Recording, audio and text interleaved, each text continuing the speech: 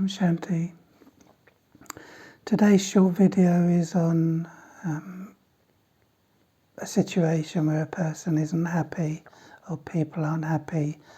Mother and fathers aren't happy with their children, the way that they won't listen to them, won't do as they're told, can't make them see reason, and the programming of little ones, small children, right through to adulthood, is that they have a tendency to want to grow up very quickly, and in many cases do grow up very quickly and take on this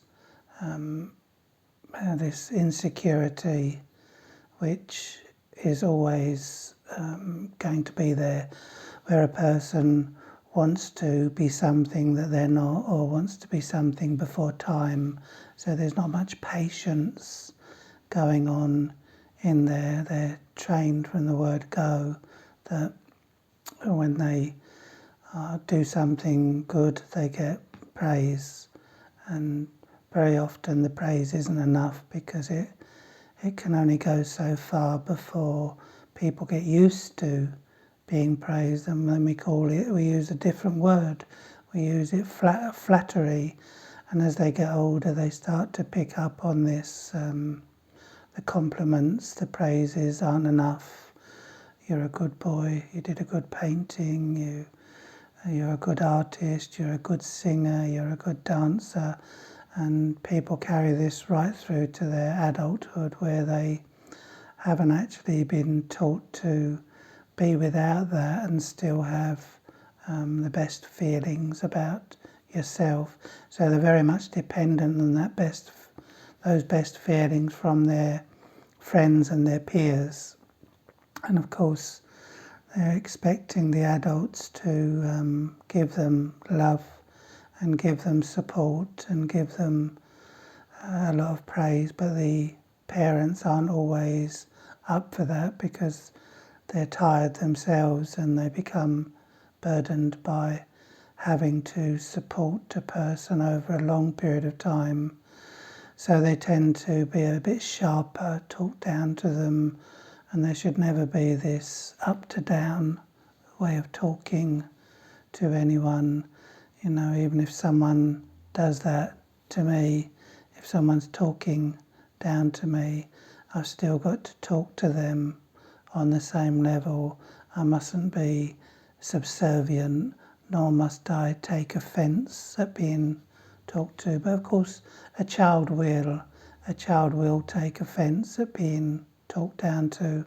And I think a lot of parents tend to, as they have got older themselves, not be able to become a child again. And that's the secret to really dealing with and getting the best out of children. From my experience, I've always modelled myself on this one, who, when he was with adults, he was act like an adult, and when he was with children, he would act like a child. So he would come down to their level and talk to them with a lot of love, with a lot of encouragement, but also guide them in the right direction. So the respect that's shown, because there's none of this talking to them like an object, whereby I am even talking to a friend about my child, and the child's in the room, and I'm saying it as if they're not there. It's wrong. It's not the right way to deal with a little person. A little person picks up on that and they feel belittled by it, and so you have a reaction to that, where they're being told what to do too much and being nagged at why they're not doing it and what they should be doing. And if they don't, then sometimes it gets to just bad words, loud words, shouting words, angry words, and sometimes even violence. And that's never right, because violence begets violence and anger begets anger. So we actually get back what we're giving out in that sense. And parents that talk with this air of supremacy, where because they're the grown-up and they have to do what they're told. It can be pointed out that in this world there are a lot of people that will be bossy and controlling and put them in the place if they're not careful.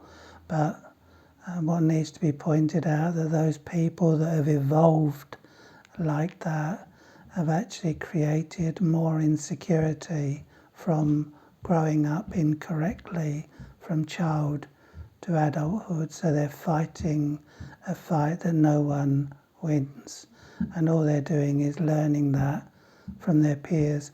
And some of the parents take a great deal of pride in that I sorted them out, they won't cross me, I'll have something to say about that if they do that. And there's this air of arrogance about parents because they won't step down and talk to them. Instead, they talk at them. And I've always found that I get the best out of children where there's that talking to them and showing that consideration. It takes energy to actually do that, to sustain that and not become tired of the burden. But remember, in everything that happens, we're settling something from the past. These connections between souls, whether someone's an adult and someone's a child, we've got history that goes back long before this relationship came about in the form of past lives. And obviously the treatment that I'm receiving is the treatment that I'm either giving or the treatment that I've given in the past. So no one gets anything really come back to them that isn't justified. And it's a very limited form of belief really, where you actually only think of that this is our first meeting between a mother and a child or a father and a child, because it's not. You get the best when you inspire, you get the best when you show a correct example, you get the best when you improve the friendship in a relationship. It's a big subject, but the best fix for now is to actually let go of this air of supremacy and talk to them, talk at them. Don't talk in an interrogation way where you're actually trying to find out as if you're suspicious of them, but just ask questions in a very benign, neutral way, like seek equanimity, where you're actually not talking to you need to know something, but let it be to them in a not from your high horse and not in a kind of please tell me please. You're not the servant, you're on equal footings with a child. One of the main aspects of the Celestine prophecies is that in the Celestine prophecies, the book, there was this talking to children as an object, and a child would turn around and say, I am in the room, I am here, I am a person. And that's the key to it, it seems, that a person doesn't feel like they're being treated like a person. And for those that say they are treating their children when they're not getting the best out of them, when they do believe that, even if they believe that they're not doing this, talking in a condescending way, I've observed quite a few people, parents, who do talk in a condescending way and don't realise, because it's as if this air of supremacy has been frozen inside of them, so they can't even realise they're doing it. So a quick fix is to, when dealing with a child, become a child Don't be an adult, become a child. So we'll do a meditation to finish off with.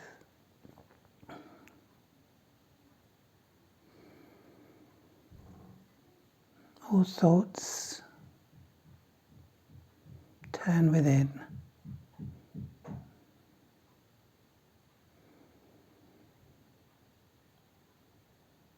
And I start with my inner child, letting go, setting aside the grown-up, going back to a state of innocence where everything was magical and everything was light and everything was carefree. I uncover the inner child within myself, the self that needs love, the self that needs compassion,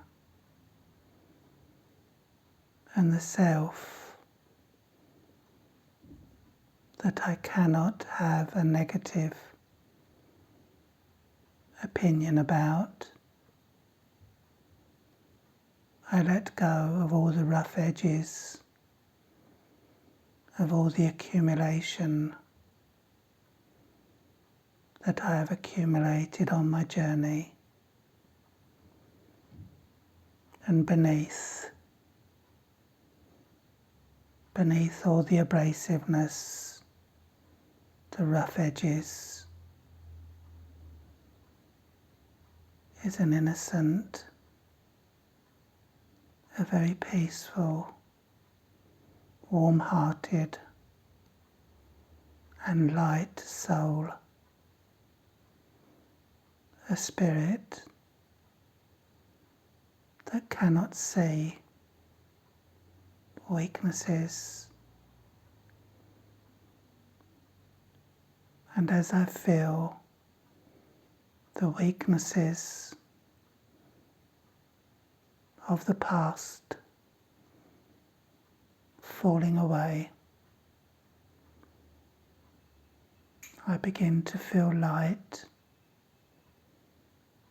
about myself, and I begin to see the children as innocents, not guilty of anything they say and do, but just misled and misunderstood. Let me be the one that seeks to understand them, seeks to know what they're looking for and what they need. I envision myself coming into the company of an unruly child that is aggressive, abrasive, and uncooperative. But my own thought, and my only thought, is what does this child need that no one has given them? What do I need to touch and to find within myself that will be the solution to what they need? And I realize that when my vision was wrong, was incorrect, that I myself was helping them to become a problem to themselves. But when I seek what this soul needs, I emerge it and I share it through my eyes, from my mind,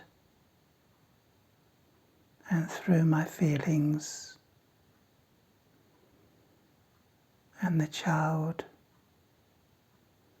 becomes quieter and quieter. My patience, my tolerance, my deeper understanding will serve the whole of the young generation,